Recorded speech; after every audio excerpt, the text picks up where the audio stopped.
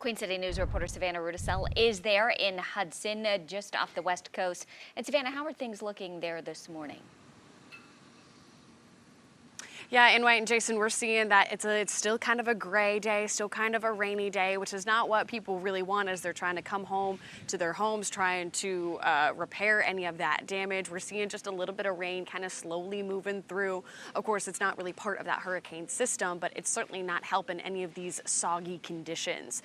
Now, you can really tell the impact we're seeing from those storm waters, from those surges. Authorities here in Pasco County say that some of those homes were up to 3 to 5 feet underwater, which can really cause some significant damage. A lot of firefighters who we were talking with, they say that some of the biggest issues for them is worrying about some of those electrical issues, right? Some of those fires that could get started sporadically just because of what that water is going to do to people's electrical system.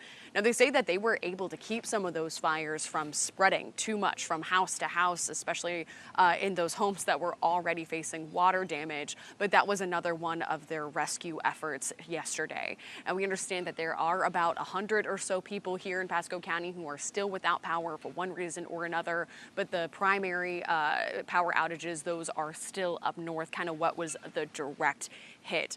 Again, today is going to be a lot of returning and repairing, and so far here this morning we are seeing some people finally being able to get back into their homes. Reporting live in Hudson, Savannah Rudisell, Queen City News.